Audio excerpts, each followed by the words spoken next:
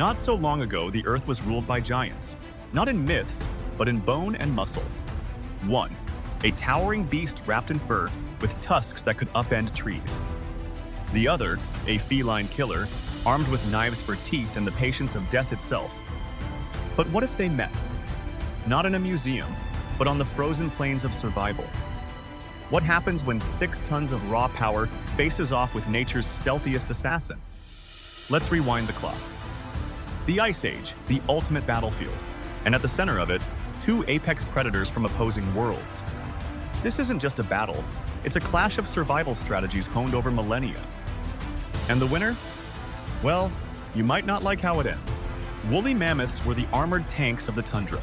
Standing nearly 5 meters tall and weighing over 5,000 kilograms, these behemoths were built for the cold, wrapped in shaggy coats and insulated by 10 centimeters of fat.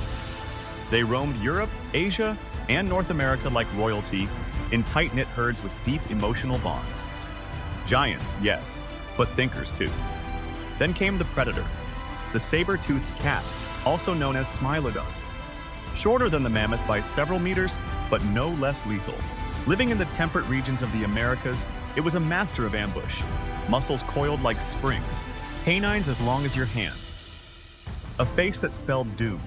These weren't ordinary cats. They were precision weapons on 4 legs. But here's the twist. While they came from different continents, fossil sites suggest there were moments, glacial overlaps, where their worlds could have collided. But knowing where they came from doesn't prepare us for what they were capable of. The mammoth's weapon of choice? Massive spiraling tusks, up to 5 meters long, capable of goring, lifting, and slamming predators. Add a swinging trunk with hundreds of pounds of muscle and the simple brutality of trampling anything in its way. This wasn't a gentle giant. It was a fortress on legs. But Smilodon? Smilodon played by different rules. Its saber-like canines weren't just long. They were sharp enough to puncture hide, flesh, even bone. Its front limbs were unbelievably powerful, capable of wrestling down prey twice its size. And its claws? Think retractable meat hooks with laser precision. But here's the most terrifying part. It knew when to strike. Always the quiet before the blood. Still, weapons are only part of the equation, because strength means nothing without the mind to wield it.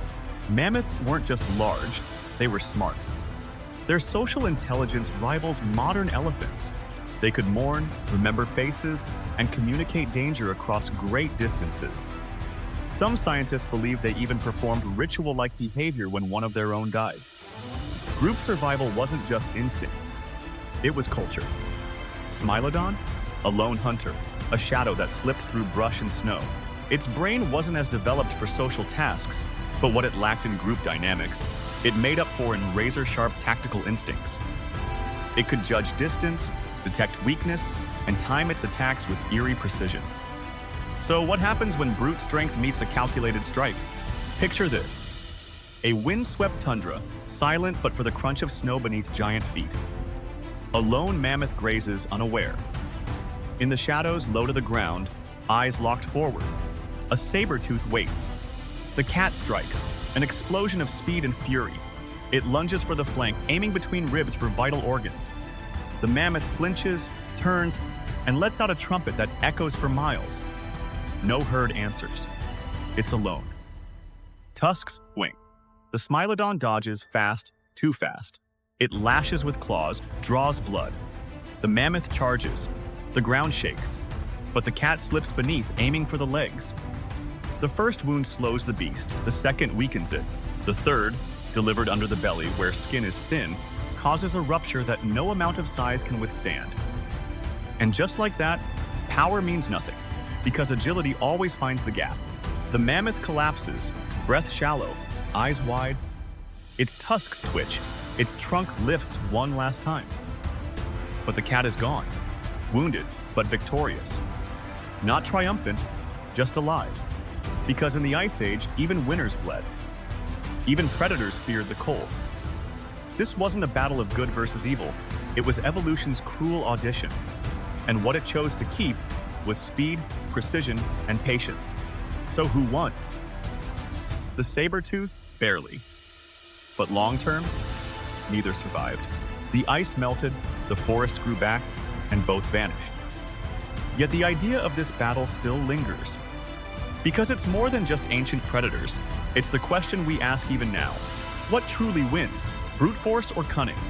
And maybe, just maybe, if science ever brings one of them back, we'll get to see round 2.